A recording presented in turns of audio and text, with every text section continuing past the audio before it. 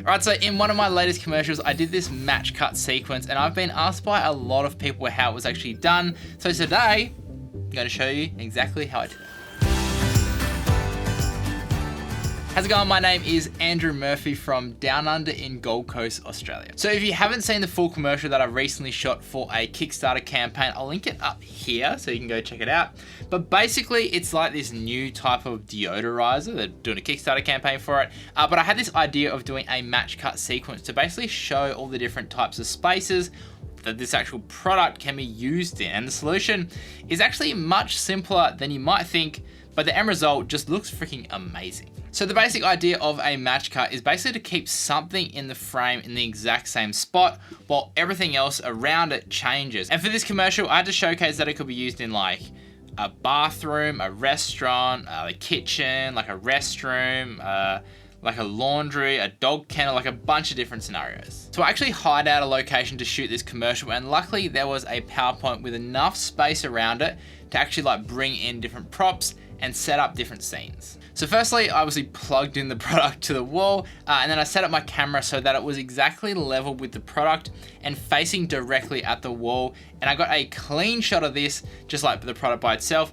just to use as a reference and just to have just in case. I used the frame guides on my monitor to basically make sure that the product was central in the frame, but also as a reference for when I was actually gonna move it later on, so that I could reset it up in the exact same spot. So once I had the initial frame set up, now I basically had to start creating different scenes. And the biggest thing to keep in mind while doing this is your lighting, because basically if the lighting changes enough from scene to scene, even if the props on and like what's actually in the shot doesn't change too much, it'll make it look like it's a completely different scene. So basically I made sure to change the angle of the light, or at least the color temperature of the light, or both from shot to shot, basically to keep it interesting and to make it different enough to look like it's in a different environment. Then I basically just grabbed a bunch of props from around the apartment, like little, what do you call this thing?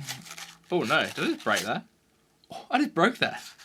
Let's not do that. I just grabbed a whole bunch of props from around the apartment, like plants and like bookshelves and cabinets and tables and stuff, just to basically try to recreate different looking scenes. And you can see as well in the final image how much it actually changes the look of the exact same shot just by adding in a prop and changing the angle of the light. Now the main thing to keep in mind is to absolutely not bump or touch the camera in any way, otherwise you'll move like what the frame is and you'll have to basically line it up again, and it won't look as good when you're editing it later on. Now for the bathroom shot, I actually ended up using a gobo to simulate like a bit of a sunset light coming through a window, and I changed the color temperature to 2700 Kelvin as well to give that nice warm glow. Then I literally just held a towel up in the frame to make it look like it was on a towel rail, and it actually worked perfectly. Like, this is probably my favorite shot in this match cut sequence, and it was just so simple to set up. Now, pre-planning how many shots I basically needed and the exact environments that I needed to actually set up for this match cut sequence was basically key to guarantee that I didn't get into the editing suite and be like, oh, I needed a shot of this, or I needed a shot of this. Like, it just all worked because I planned it properly from the start. Now, a lot of pre-production goes into actually making these kinds of commercials, and it basically just makes the production and the post-production process much easier and way less stressful as well. Right, now by far the trickiest part was having to move the camera to the kitchen to actually change up that background texture. And since the height difference between like obviously the floor and the kitchen PowerPoint was dramatically different, it did make it quite challenging. But luckily I was shooting on my Makey cinema lenses, which have a manual focus. So essentially I just set the focus and didn't touch it. And then when I moved the camera and set it up for that second shot,